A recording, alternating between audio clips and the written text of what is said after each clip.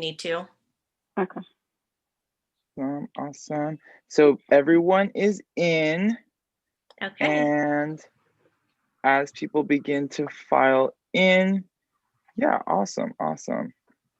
Nice. Great. All right, everyone, without further ado, I appreciate you all for showing up and taking time out of your busy schedules to join yet another Zoom at the end of your long days.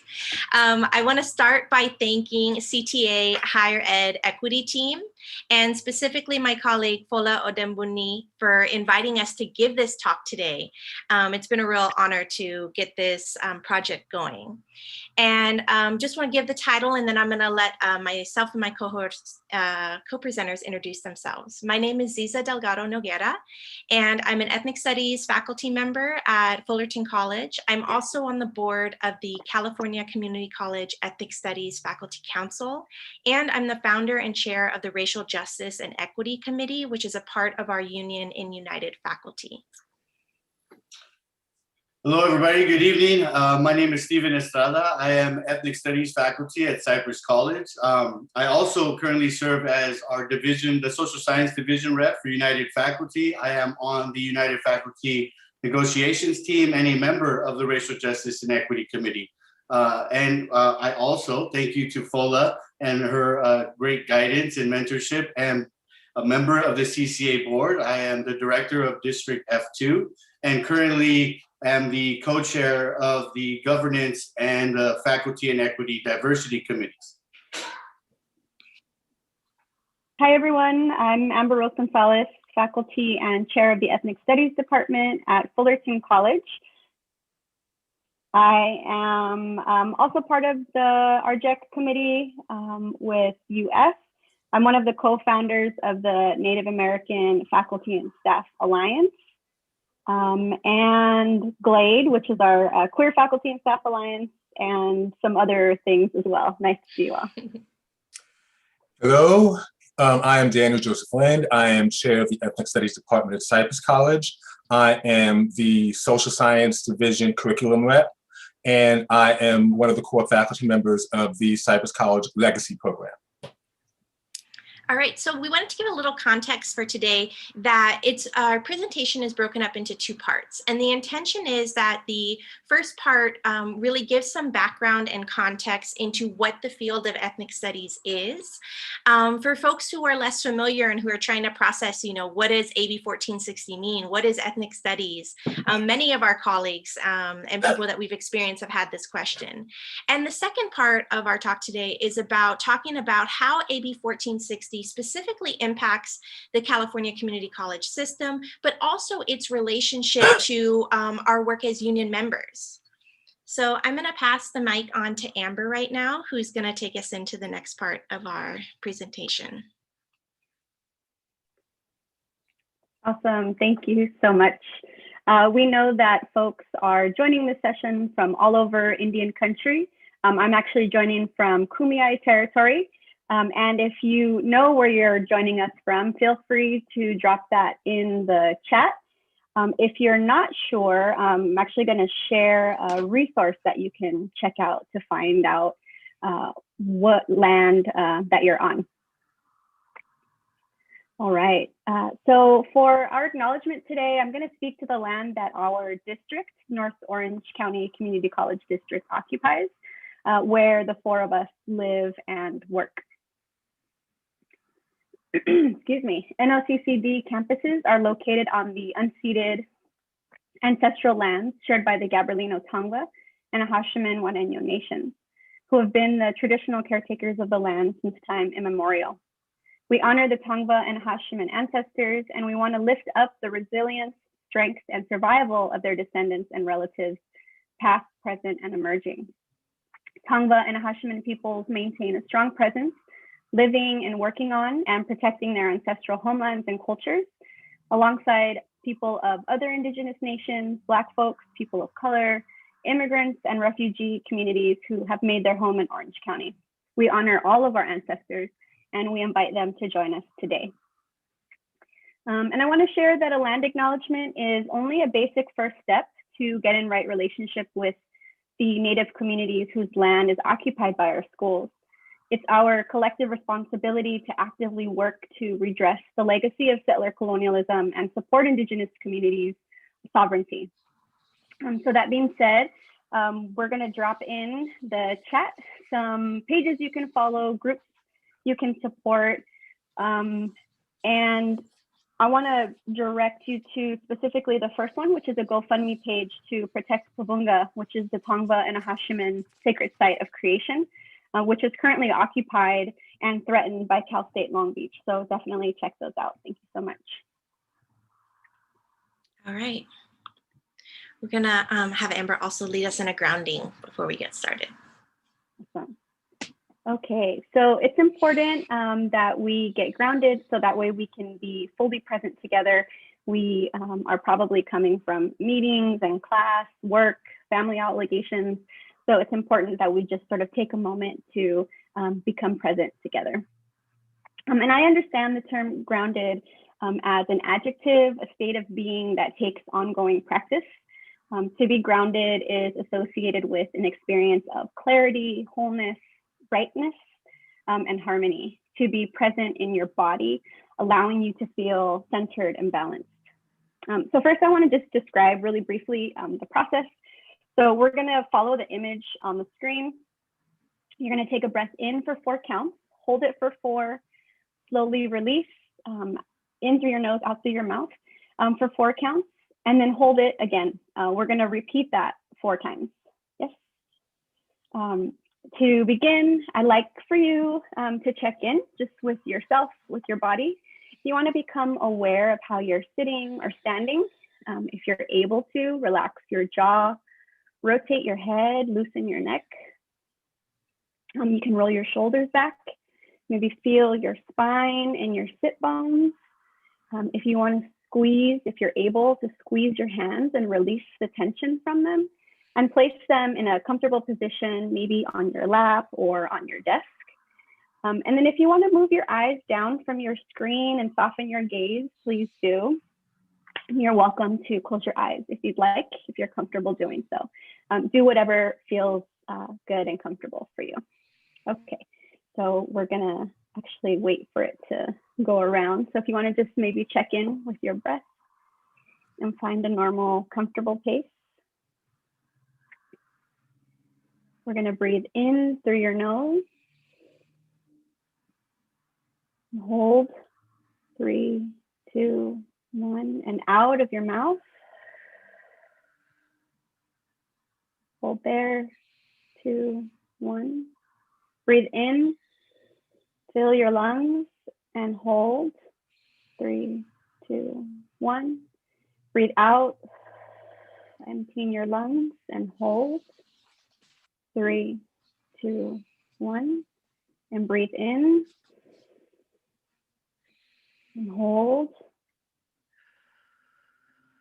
and out, all the way out, and hold. Last time, a big cleansing breath in, and hold. And last big cleansing breath out. If you'd like, you can open your eyes, maybe refocus your gaze, and we're ready to begin. Thank you so much, gratitude. Thank you, Amber, for that. Appreciate it. All right, so we want to start today by talking about AB 1460 and just kind of let you know a little bit of a roadmap of where we're going to go during our talk. It's important to understand that AB 1460 was a legislation that was passed that requires the Cal State University students to have an ethnic studies graduation requirement. My colleagues will go into much more detail of this later in our talk. But it also means that Cal States and California community colleges are going to be offering courses that meet this new requirement beginning fall 2021, which is just next semester. So the work has really already begun. We know that there are 2 pieces of legislation that are in the pipeline in the California Community College Academic Senate. That's 9.03, which is an ethnic studies graduation requirement, and 9.04, which is about strengthening general education requirements and really clarifying what ethnic studies is. And this is important for us to understand because this is all about alignment and understanding that this movement, this legislation doesn't just impact the Cal State system, but it impacts us at the community college level. We know that there is a massive and an ongoing struggle to expand ethnic studies in the K-12 system. And we also just want to start off by saying that ethnic studies is a unique, relevant, and significant discipline, and we'll be talking more about that during our time today. And we'll be ending our conversation by talking about the movement for ethnic studies in California, but also the work that we've been doing in our own district, North Orange County Community College District. So I'm going to use my time today to give some context about what our field is, because one of the things that we are blessed with as ethnic studies practitioners is to be very close to the people who founded our discipline. Many of us were mentored by them. They are still around. They are still advising us. They are still actively engaged in both AB 1460 and many of the other movements, whether it's at individual campuses or throughout the state. And so I wanted to share a little bit about the movement that helped create our field. And the most important things I want people to know is that ethnic studies was born out of social movements. And that social movement was about creating an empowering discipline for communities of color, but it was also connected to many other social movements that were taking place at the time, from the Black Panther Party to the American Indian movement to anti-colonial movements abroad. It was really deeply connected to the community. And as a result of that, it was also forged out of multiracial and ethnic organizing. And I'll talk a little bit more on the next slide about how it also has a deep connection to labor and union solidarity. Ethnic studies was also student and community led. The movement, the Third World Liberation Front, and the other movements to create Black and ethnic studies have always been spearheaded by students and their community members, their family members, churches, local organizations. And that's something that is really deeply embedded in everything that we do. And it's because we very much pay homage to the fact that we would not be here today without the significant influence of our community members.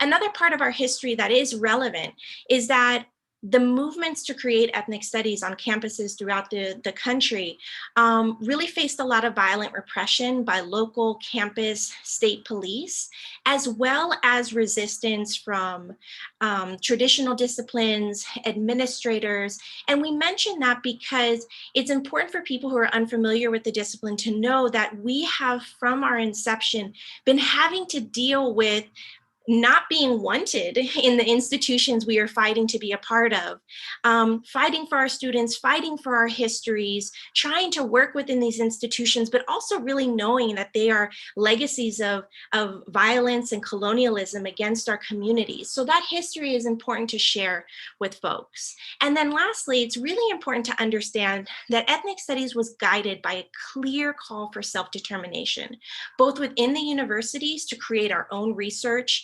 on our communities, engaged with our communities, that was about reducing harm and empowering our communities, but also self-determination for minoritized, historically marginalized, historically colonized people throughout society. The language of our movement that forged the creation of ethnic studies, which was the Third World Liberation Front, really came from the moment in which our discipline was born, which was 1968, 1969. And so the students were connecting themselves through their name, the Third World Liberation Front, to struggles for self-determination and anti-colonial struggles taking place all over the world. They were living through the most expansive decolonization and anti-colonial era in history. This picture here is from the 1955 Bandung Conference, where you had third world people, third world nations who had already been forging their independence and who were in the process of forging their independence, gathering for the first time without Western nations to really create and dream of a new world for people who had gained their independence. And that sentiment really resonated with people of color in the United States and across the world. And so that played into the language, to the strategies. Up here is a quote from the Third World Liberation Front at UC Berkeley, where it's actually talking about how the students were going to support Chevron oil refinery workers in Richmond, and the workers were coming to support the students on their campus. And so they were really connecting their struggle, their challenge, their struggle against capitalism, against other oppressive systems, and thinking about both the kind of multiracial, anti-capitalist kind of origins of suffering for many working class and people of color in this country. I also wanted to highlight this picture here by Emory Douglas. It's from the Black Panther parties. But this statement that Afro-American solidarity with oppressed people around the world was very much resonant with the Third World Liberation Front. And this is just a picture of some of the local union workers on strike at San Francisco State University. Lastly, when talking about the creation of our field, this is just the course catalog. And I think it's really telling because it's a reflection of what is important to some of our earliest ethnic studies departments, but it's also a reflection of the understanding that when you are working for decolonization within a colonial institution, just winning that space was not the end of the struggle. So you see on the very first page of the catalog, it says, under no circumstances should be assumed that our strike has ended. Our struggle for self-determination has just begun. And I think that really speaks to the fact that AB 1460, the movements in K-12 for ethnic studies, we understand this as part of an ongoing struggle for ethnic studies, because we also understand that ethnic studies, and now we have 50 years of research showing that ethnic studies does so much for students, socially, emotionally, academically. And so it's something that we want to advocate every student have access to.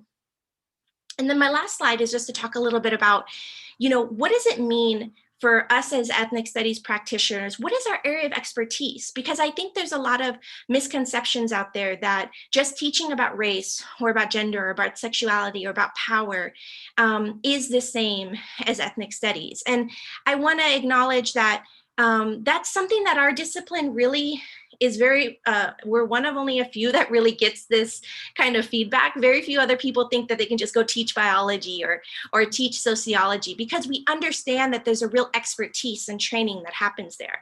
So I want to share a little bit about the expertise and training that we get as practitioners.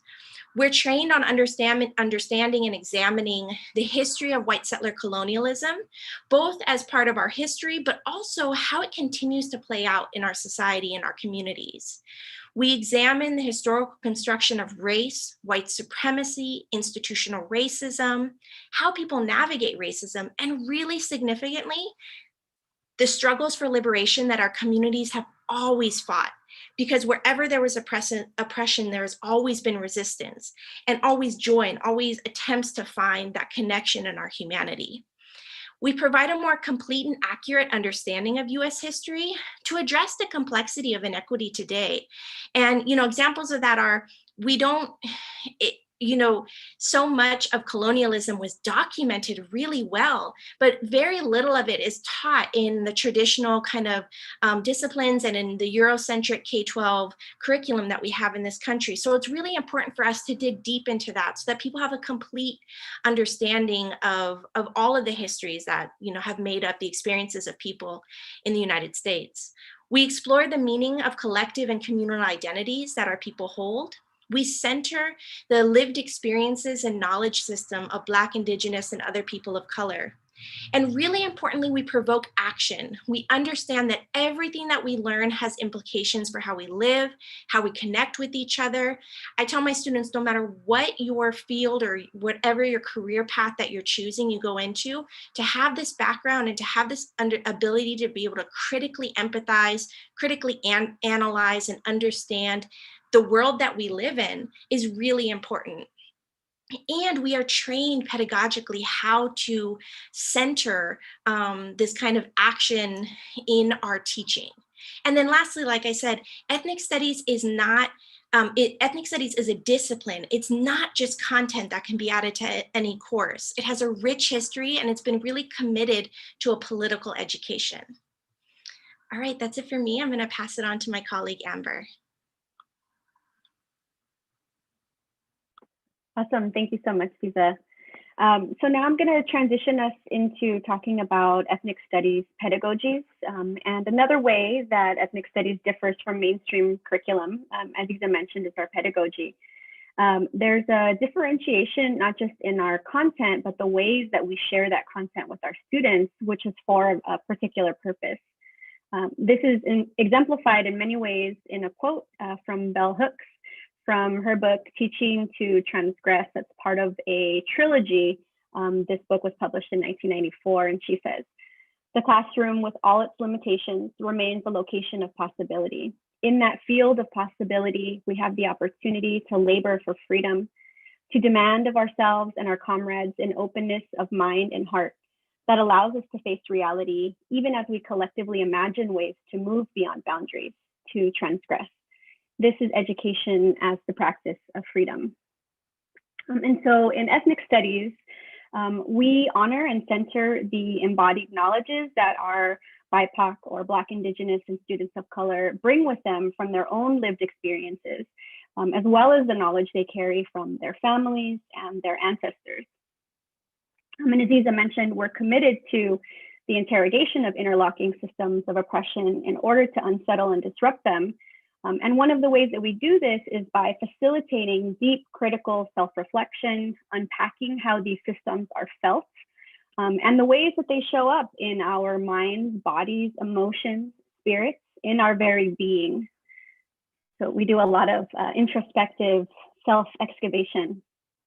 We offer our students the tools to interrogate what we've inherited in order to develop a keen awareness of the present and to engage in radical imaginings, the futures that we want now and for the next 7 generations. In the next 2 slides, I'm actually going to elaborate on these last 2 bullet points.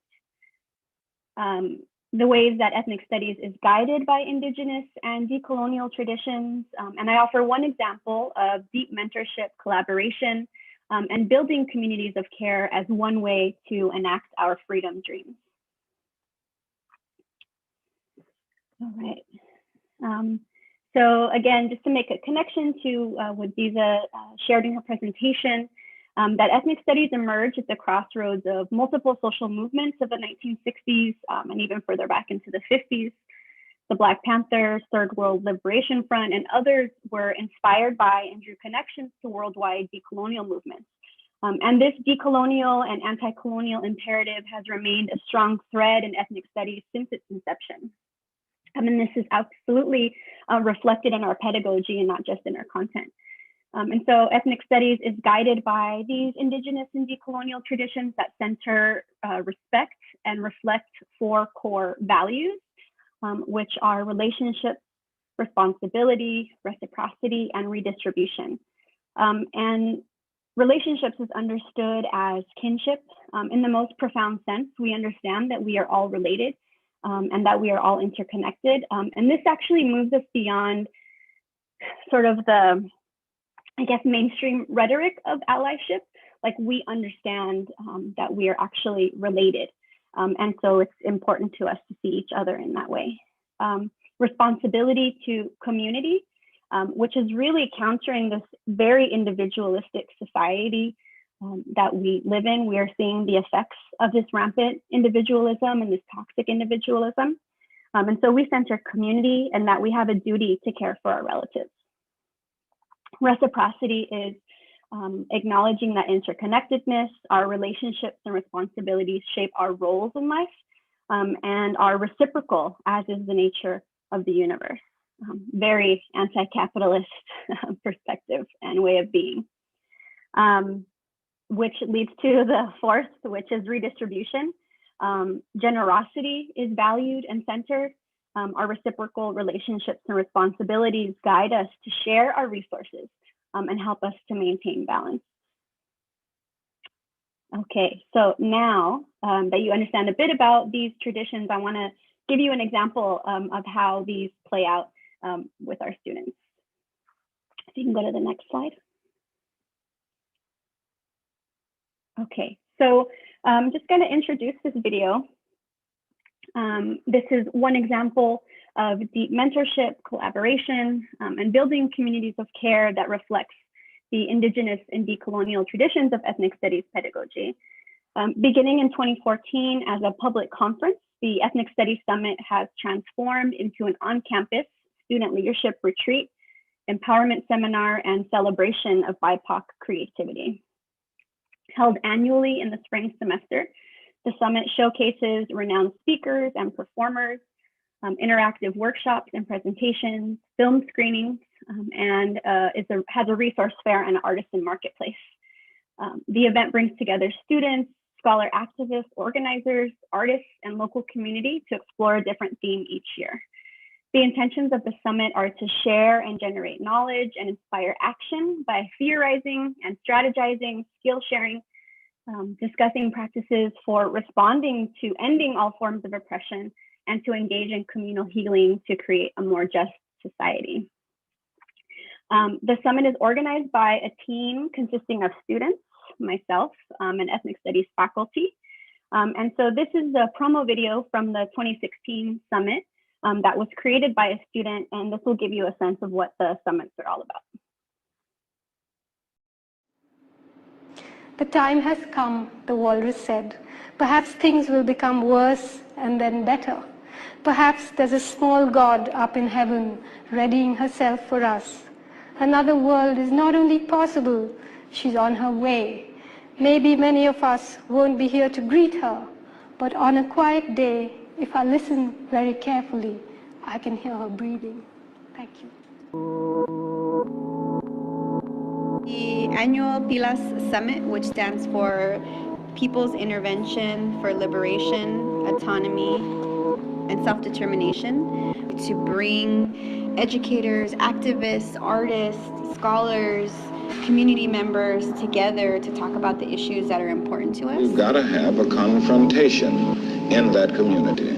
Salud y revolución, so health and revolution, and really thinking about what are the ways that we can heal from things like racism and oppression and being pushed out of our high schools and being discriminated against, and all of these things that we face on a daily basis. How do we heal from those things, and then how do we make sense of it in order to keep moving forward? Skill sharing, sharing our stories, speaking our truth, these stories that we hold on to, and we don't get a space to express them and release them and process them. So that's what the summit's all about. How do we help others to heal, and then how do we create a better world? I choose to reflect the times and the situations in which I find myself. That to me is my duty. And at this crucial time in our lives, when everything is so desperate, when every day is a matter of survival, I don't think you can help but be involved. Young people, black and white, know this. That's why they're so involved in politics. We will shape and mold this country, or it will not be molded and shaped at all anymore. So I don't think you have a choice. How can you be an artist and not reflect the times? That to me is the definition of an artist.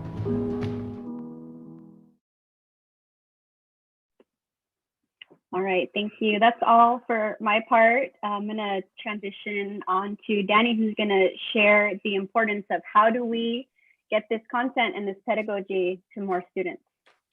Okay, all right. So one of the big questions is, what is AB 1460? And this was legislation passed by the state just this past summer that basically requires at the Cal States to offer lower division courses in ethnic studies beginning in fall 2021. And one of the questions that was asked, why is it lower division?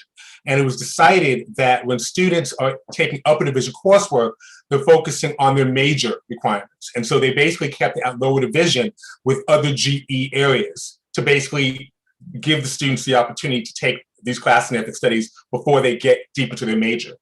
And second point is that the requirement begins with students graduating 2024-25. So starting this coming year, freshmen coming this fall will be having to take this requirement.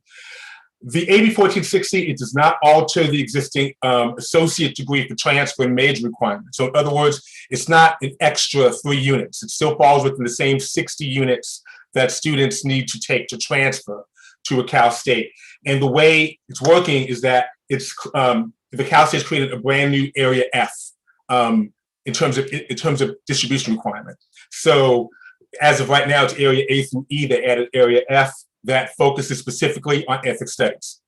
And the courses that are to be approved for area F are ethnic studies courses only. So courses that are offered by ethnic studies departments. That includes African American, Black, Africana, Pan-African studies, Asian American, Pacific Islander studies, Chicano, Latino, La Raza studies, and Native American, American Indian studies, and those of us who have ethnic studies departments. And it was also decided, this is also very key, that in order for a course to be approved for area F, the course needs to have a prefix from one of these departments. The only way the courses that are not in ethnic studies departments can meet area F is if it's cross-listed with an ethnic studies department or ethnic studies field. Okay, next slide. So in terms of what are the core competencies of what ethnic studies is, I think Amber and Ziza kind of tied into this in terms of what are the core competencies that make up what ethnic studies is.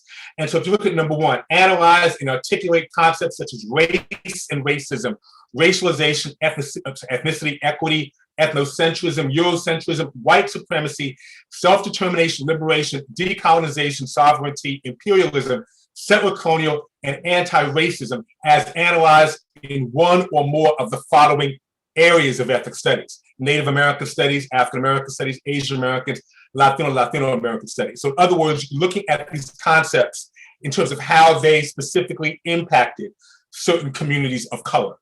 Secondly, apply theory and knowledge produced by Native American, African American, Asian American, and or Latino communities to describe critical events, histories, cultures, intellectual traditions, contributions, lived experiences, and social struggles of those groups with a particular emphasis on agency and group affirmation.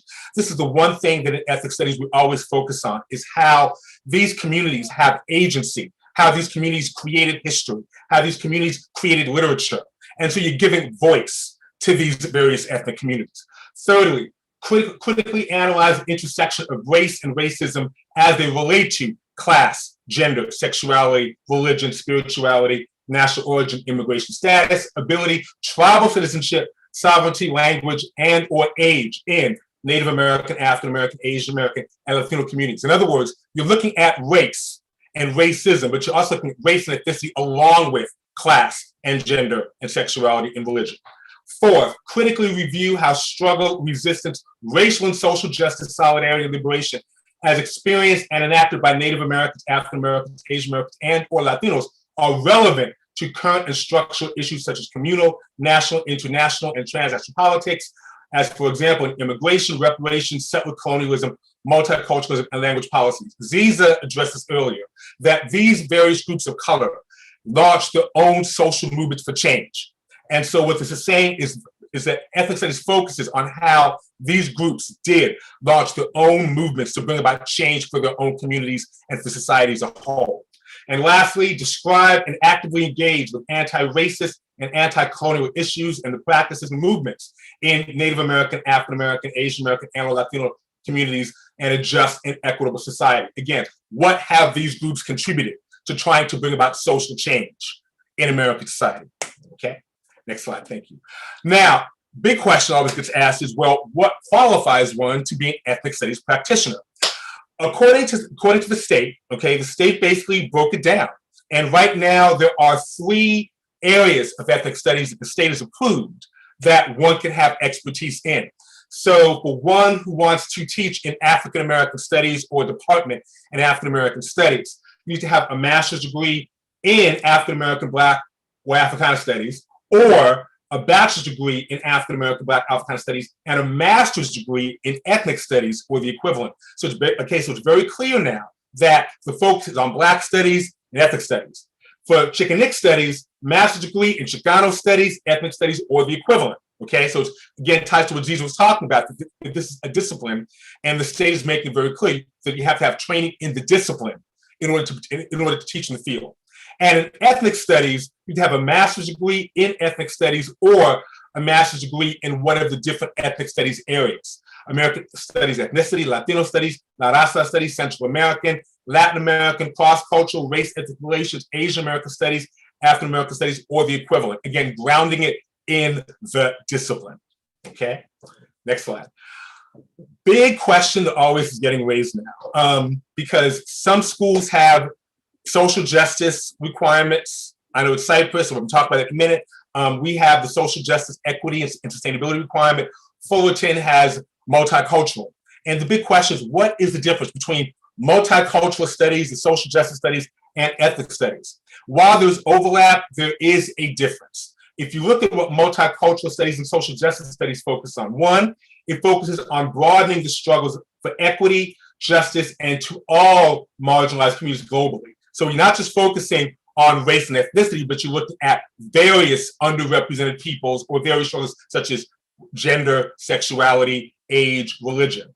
Secondly, the curriculum integrates information about communities of color. In other words, it doesn't focus specifically on communities of color, it integrates it into the curriculum. Thirdly, it focuses on multiple perspectives and identities, diversity, and inclusion efforts. Again, it's not always grounded in communities of color, but it focuses on multiple identities and diversity and inclusion broadly. Fourthly, it focuses on tolerance, right? Tolerance, acceptance, affirmation. And lastly, the pedagogy focuses on identity, experience, social mobility, how groups have various groups, not just communities of color, but all groups were able to upwardly become mobile and focusing on role model.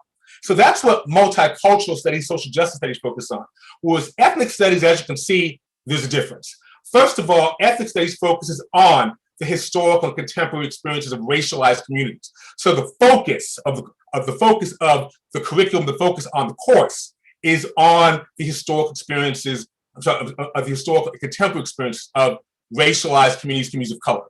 Secondly, the curriculum centers on the epistemology of Native and people of color communities. What have been their philosophies in terms of bringing about social change? How are they able to articulate their philosophies to bring about change in their communities?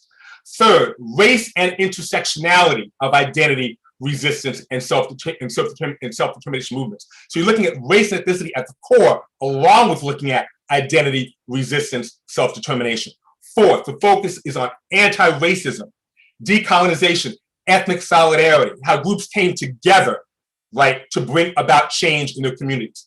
And lastly, in terms of pedagogy, the focus is not just on identity, but identity politics. It's focusing on power, oppression, right? Basically looking at white supremacy, how power and oppression, how these tactics have been used to oppress racialized communities, social movements, and agents of social change, how various communities of color became agents in bringing about change for their communities in the past as well as for the future. Next slide, thank you.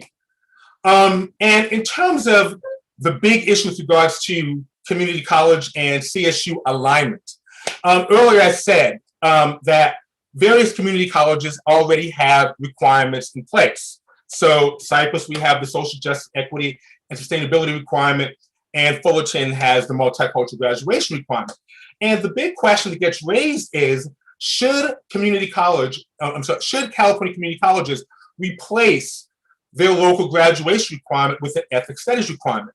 Those of us in NOCCCD ethnic studies, we do not believe that you should replace ethnic studies with, replace social justice studies or multicultural with ethnic studies, because one, not all of our students attend CSU, some attend UC, and some are planning just to get an AA degree and to go into the workforce. And so we feel that ethnic studies and social justice studies and multicultural studies can work alongside each other. One doesn't have to replace the other. We can have both.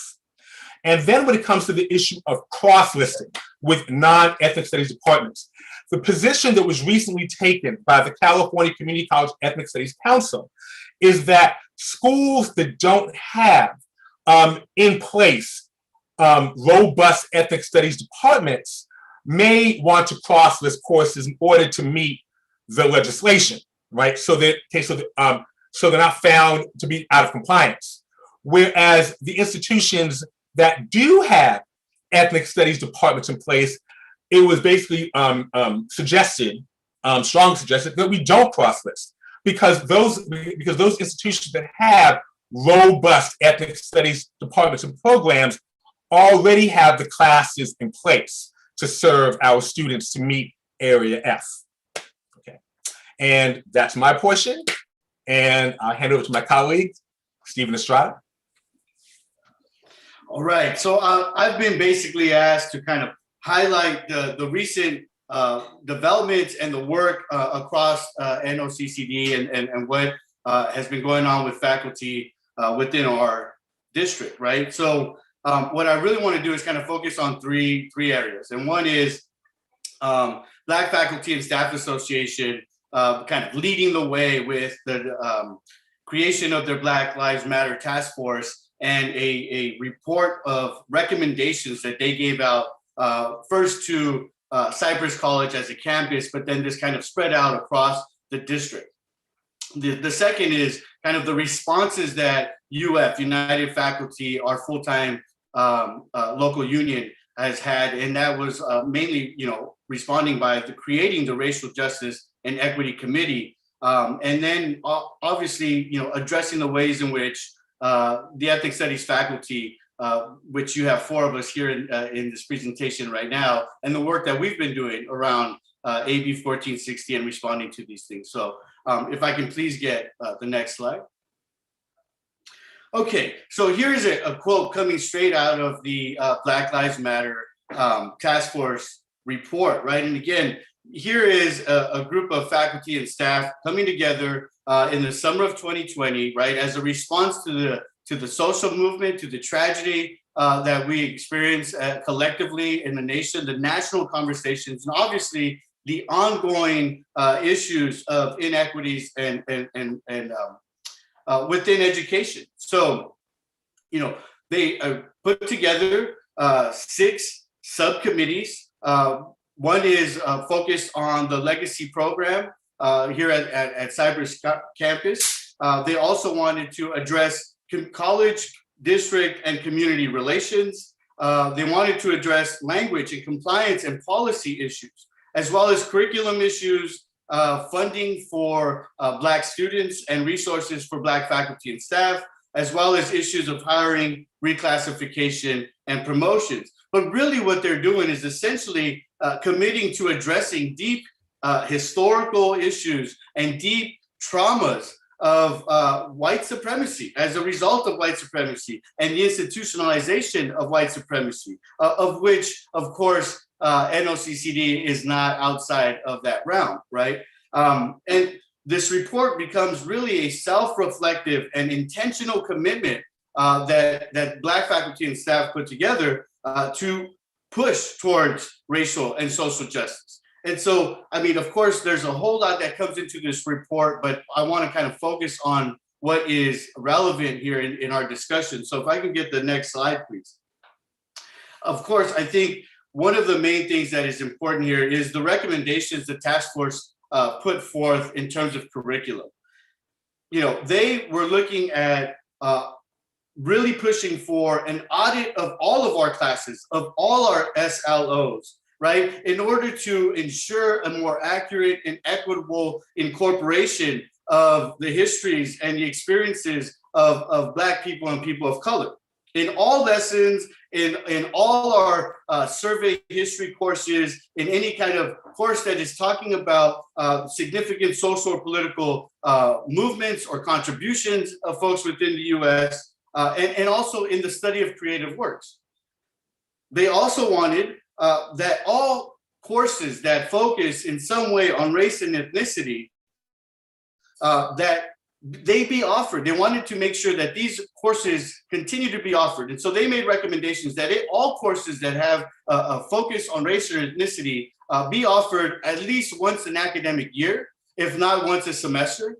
They wanted to ensure that these courses be offered regularly in the summer offerings, and to encourage the deans and administrators to allow courses that may have low enrollment, right, to continue to enroll and run those classes in order to build up, right, the clientele and the enrollment for these classes. Basically to ensure that these classes are going to be ran, because there had been a long-standing history, at least I know at our campus, of kind of saying, well, we don't have the clientele for these students. We don't have enough folks enrolling in these classes, and then kind of waiting and just basically having these classes in the books, but not offering them regularly. They also wanted basically to recommend that counselors strongly recommend that students seeking to attain an ADT or a degree take these courses, right? Because that has been historically another issue, right? Not really funneling students or informing students of the value of these types of courses. And with some foresight here, this report that came out basically finalized right at the beginning of the fall semester in 2020, they made a recommendation that there should be a local ethnic studies requirement for all degree seeking and transfer seeking students, right? They, of course, the conversation about AB 1460 was already underway, but with foresight, they made this kind of local recommendation or push for a local recommendation. So, you know, curriculum being a focus here, but they also were very much aware of, you know, who would be needed to kind of make sure and ensure that these recommendations would take place. And so they made recommendations for campus and district leadership, but as well as our union. And so I want to make sure that I highlight that the task force recommended that the union be called in and to collaborate on ensuring these recommendations, not just in curriculum, but in issues regarding hiring and tenure review practices, issues related to maintaining and ensuring culturally relevant and responsive curriculum and pedagogies across the district, and also to ensure that there is continued efforts and maintaining of anti-racist training and professional development. Right, along with, of course, as unions would need to do, to look at recommendations for proper compensation, right, of faculty of color. So if I can get the next slide, please. You know, so in essence, right, the Black Lives Matter Task Force is recommending curriculum audits. It's increasing, pushing for an increase in race and ethnicity curriculum and the development of, and offerings of these types of courses. And again, a call to action to our union, right? And the union responded, right? We have our valiant leader and union president here today. Thank you, Christy, who calls in our great chair for the Racial Justice and Equity Committee, Ziza, and essentially formed this committee, right? I mean, very strategically choosing folks who have been who have already showed commitment to this type of work across the district, right? And you can see the purpose of the Racial Justice and Equity Committee is to ensure that our union has dedicated body that represents the interests of the most historically marginalized faculty in all union efforts moving forward, right? And what we see here is this very, in a very short period of time, a lot of action being done by our union members and the RJC committee. Right, we chose very early on, again, to be very strategic in the composition of this committee. The committee has members that were part of the Black Lives Matter Task Force in the committee. The committee has 3 out of the 5 full-time faculty members within that committee. And so you can see this relationship already from the very start of this committee. Now, some of the relevant kind of goals or mission of RJC was to conduct research on the unique needs and experiences of faculty of color and of students of color, right? To develop policies to address the harm imposed upon folks and to improve the working conditions, right? And retention and recruitment of marginalized faculty, which is again important as we develop our programs to meet this new demand for ethnic studies. And to advocate for compensation, again, of faculty of color who are doing the necessary, but also additional labor in mentoring, in advocacy, right, in educating students of color in the district. So really looking at that faculty that are supporting minoritized students. Another key part here is, you know, the composition, again, of folks. So all of these efforts here by BFSA and by RJC the whole time are also involving the ethnic studies faculty, because this is the work that we've been doing across the campus already. And if I can please get the next slide. Our ethnic studies faculty has been, since the beginning of the fall, meeting together, working collaboratively to figure out how we address these issues, right? It started with an invitation from the Fullerton faculty to go and speak to the curriculum committee at Fullerton. And we were asked to go there and to address these issues. They were questioning whether or not to proceed with changing their multicultural curriculum requirement to mirror that of Cypress College, right? And we recommended that they hold off because we were still waiting to see what was going on with AB 1460. Luckily, we have Ziza, who was asked to be part of the council. And so really early on, we had messaging coming straight from the source, right? This statewide council of ethnic studies faculty. And everybody here on this panel has joined those efforts, has gone to both of those summit meetings. And you can see here a description of kind of the things that were of major focus in the first summit and will continue to be as the council does the work of figuring out how to implement this statewide, right? And again, all of these points here are ways in which faculty at NOCCD have been working towards these efforts at the local level, but also engaged in those conversations statewide, okay? Overlooking the historical importance and definition of ethnic studies. This will be extremely important in the upcoming Senate spring plenary, right? And of course, at our local level, the issue of cross-listing has become a major source of contention, but it's not going to be the last issue that we face, right? We're going to be asking for more faculty. We're going to be asking for more resources and funding and budgets in our department. So we know we have, some struggles to get people on board and to understand what this development means. And so we are working proactively and reaching out to folks across the district and on our campuses to ensure that this happens in a very collegial, but also disciplined, protective way, right? If I can get the next slide, please. I think that the highlight of our work is in our most recent memorandum that we sent to our VPIs at both districts, our curriculum chairs, our Senate presidents, our counseling deans, and our own deans in our departments, in our divisions, I mean. And this is a statement that we shared with them to let them know that we will not be participating in cross-listing processes.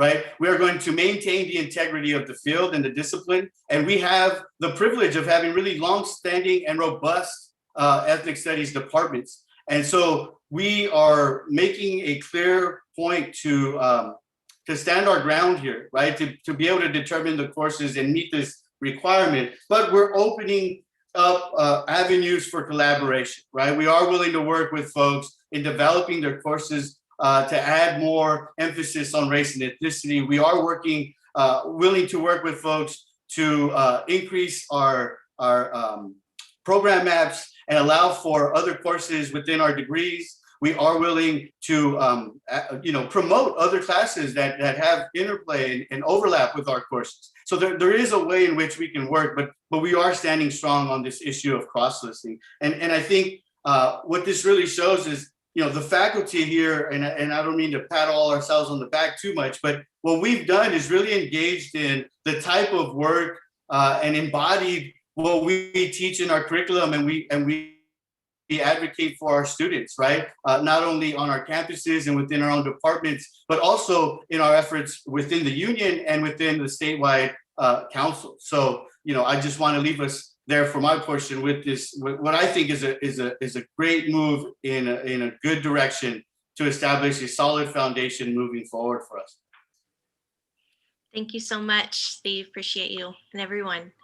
I want to come back to one thing before we finish off and go into the questions section, and that is just I want to offer the California Community College Ethnic Studies Faculty Council, and Jonathan, if you can put that link into the chat again for folks, it's actually our email. We're working on finalizing our website, which will be live soon. And the reason I want to just put this resource up again for people is that I know that there may be administrators, deans, people trying to figure out, curriculum folks who are trying to figure out what all this means additionally outside of what we've talked about today. And so please feel free to reach out to this body. I know sometimes there can be things, sometimes when we're speaking to our own communities, there's a lot of stuff there, and sometimes it's helpful to have an outsider group's perspective and advice. And so I hope that people will use that resource, which is this body of the CCCES Faculty Council. And so with that, we have some citations for folks who are interested. We can share those if people want to have them. But I really want to end by thanking all of the amazing CTA and CCA folks who have made this event possible. We thank you all for your commitment, your interest, and giving us the space to talk today. Also, our amazing technical support from Jonathan and Brenda, who've made helping us get everything going. Again, without the collaboration in the community, this wouldn't have been possible. So with that, I want to open up Q&A for the people. I'm going to stop my screen share so I can see you all. And all right, let's see. Yeah, so if folks have questions, you can type them into the chat. Or you can raise your hand. Try to keep an eye on everybody. We really want people to ask their questions that they have now. Hopefully you have some inquiries, comments, any kind of feedback would be really useful and appreciated. All right, I saw Dwayne first. Schaefer. Thank you. First of all, I want to applaud you, North Orange County. You all are doing it, and it's just great to see it all synthesized here. And so I just want to say congratulations. Thank you for being the trailblazers in this, because we do have work to do, no doubt about it. But what I want to put in the space is that I just want to let you know that the CSU are really working with the teacher prep programs in developing a line for ethnic studies. Matter of fact, they want to move it from liberal studies for the multiple subject to ethnic studies with the liberal subject option and stuff. And so there's a lot of movement happening there, also because our K-12 educators are looking for how do they get this training, how do they get a, certification or whatever. I know that's a bigger, piece, but there's still some concerns with that. So there's a lot that's happening. And even at my campus, Long Beach City College, they're hiring their first ethnic studies teacher to develop a program. Now that's a far cry at Long Beach. I was just like, what? And nobody had to burn anything down. But anyway, so I just want to put that in the room, is that there's work happening everywhere. I know CFA is not with us as far as the union is concerned. However, those individuals are still connecting with us in the CCA realm. So we're still partnering. Just because we're not union brothers and sisters in the real line sense does not mean that we're not working together. So I just want to put that in the room. And I have a lot of stuff I'm just going to lift from y'all and share over there at Long Beach. Yes. So that's it for me, but thank you so much.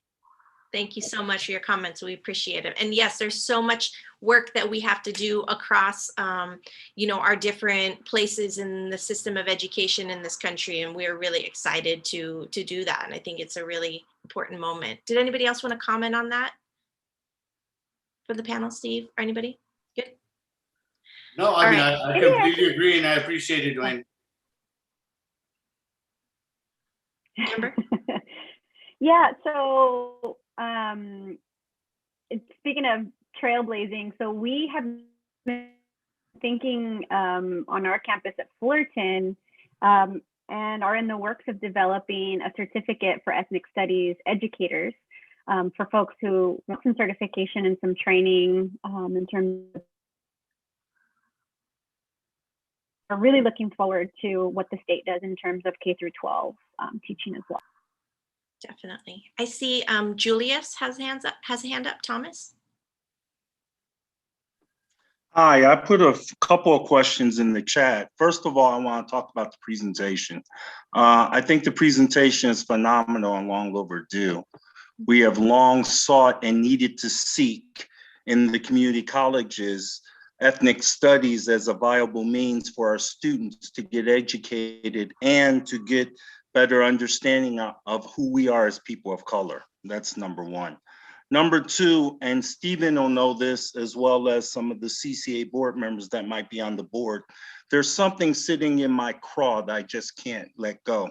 And one of the things is this coming spring at the CCA conference, there's probably going to be a vote about whether or not we should replace the ethnic minority seat, which is one seat on the board, with a seat of something called the diversity seat.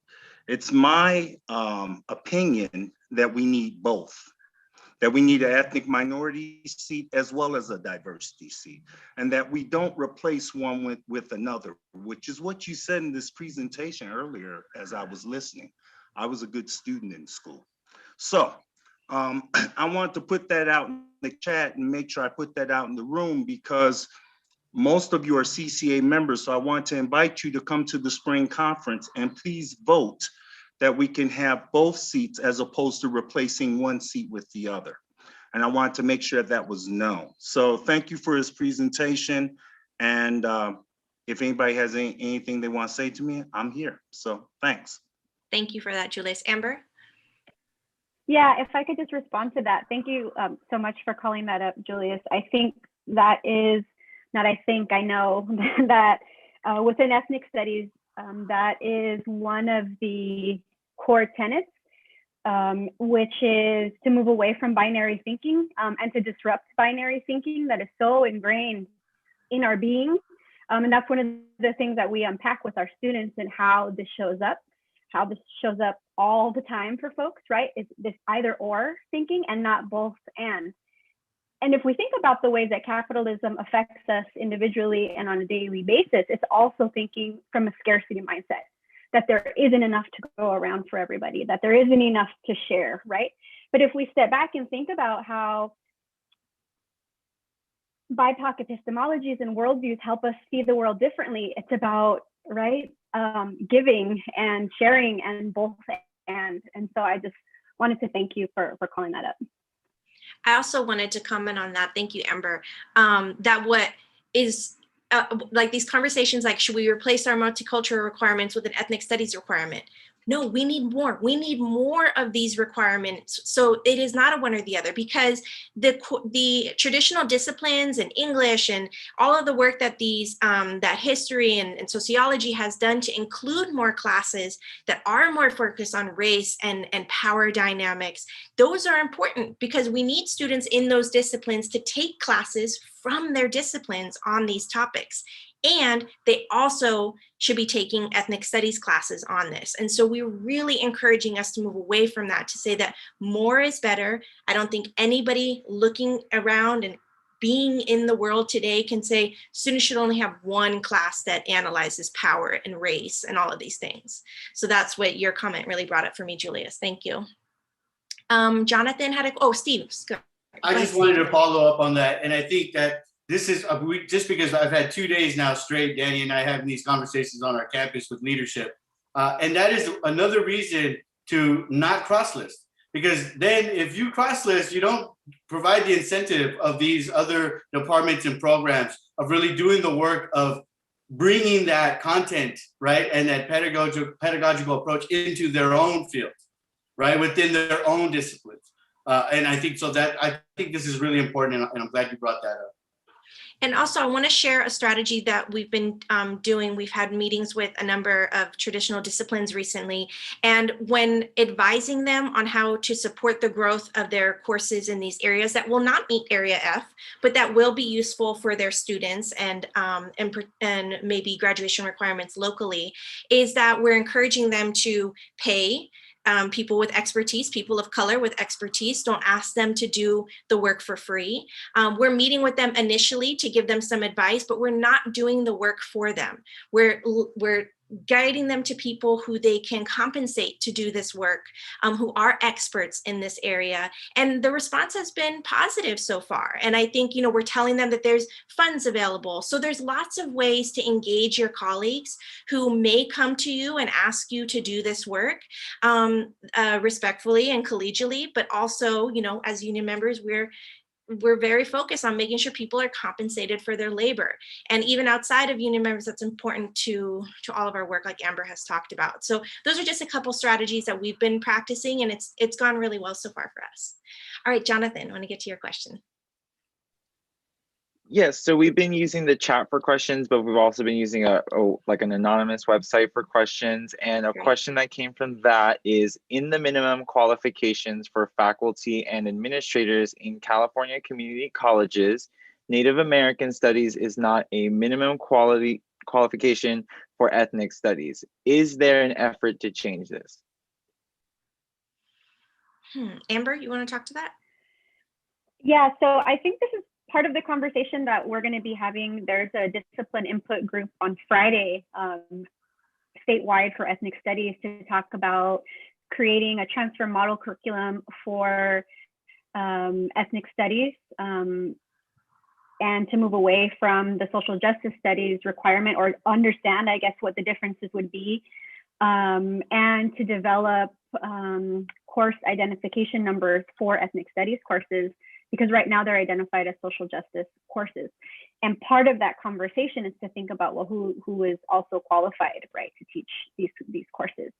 And I know that's one concern that I also have, is there isn't a minimum quals for Asian Pacific Islander or for Native American studies, which are their own standalone subfields. So as far as I know, it is on the radar. These, I don't know if there's any conversations at the statewide council, but in the 2 summits, I know that was one of the topics in the breakout groups. So folks are aware of it. I just don't necessarily have an update on like next steps to get that established. I think this will also be addressed in the spring plenary for the statewide Senate. When they really kind of formalize and finalize those 2 resolutions, right? Because this is part of that work as well. So I think we'll see developments in that as we move forward. Thank you. And I know part of those discussions in the part of the discussions in the statewide summit too is to think about if the minimum qualifications as they're currently written actually are what they should be. Because as those of us who are ethnic studies practitioners know, that Latin American studies is actually its own field, and it is not ethnic studies, right? Cross-cultural studies. Cross-cultural studies. Cross-cultural studies. Not ethnic studies, right? So there are issues, I would say, that also need to be worked out with the existing minimum qualifications. Definitely second that. Yeah, I think there are conversations happening about that. I don't also have a specific update, but if you email the website for the California Community College Ethnic Studies Faculty Council and want to be added to their contact list, you can get regular updates about things that are going on at the statewide level. So I would recommend that to the person who asked that question. Jonathan, was there another question that came up? Did anybody else have questions, comments? We really want to invite also comments about the Racial Justice and Equity Committee that we've created. If folks are interested or have questions about, that work, we encourage, other people to create similar programs. It's been really empowering. And for many of us who are on a million committees and in meetings all day, it's often a space that has really been a breath of fresh air. And just, it's been really exciting to focus on union work with that particular lens. So we definitely encourage other folks, if people want to reach out, I have an email that I'll put in the chat for everybody. You can reach out to me and I'm happy to chat with you about developing anything on that. Yes, Fola. I just, first of all, you guys were awesome. Thank you so much. I'm so proud of you all. I just want to quickly plug the fact that we have a Equity and Human Rights Conference, CTA Equity and Human Rights Conference starting on the 25th. And a similar segment just on ethnic studies will be coming up, I think, on the 25th. Already from Inside Information, we don't have many people signed up to go because the session is scheduled parallel with several other sessions that are competing. So I would say that please let the word go out and please register for the conference and attend the session on ethnic studies. You're gonna get more and you have more opportunity to ask questions. We need this. We need this to uplift our higher ed people and know that they can have a voice. So we need your participation at this upcoming CTA Equity and Human Rights Conference. Thank you. Thank you, Fola, for that reminder. And if there are no other questions, I just want to offer one more opportunity. We're good. All right. Thank you so much to the co-presenters, to the whole team who made this possible, and for everybody who attended. We really appreciated sharing space with you all and look forward to being in touch. Special thanks to our student CTA, Jonathan and Brenda. Awesome. Yes. Good job. Thank you. Thank you. Thank you. I dropped in the chat a Google form. We would really appreciate it at the Higher Education Equity team. If you could fill that out, we'll get a little bit more information about those who attended, but also if you have any suggestions and also anything you would like to see from us in future events. So please fill that out. The link is in the chat. Thank you so much, Jonathan, Brenda. All right, everyone, have a great night. Thank you. Bye. Bye-bye. Special shout out to my students who I see on the screen. Yay. Yeah, mine too. Holler.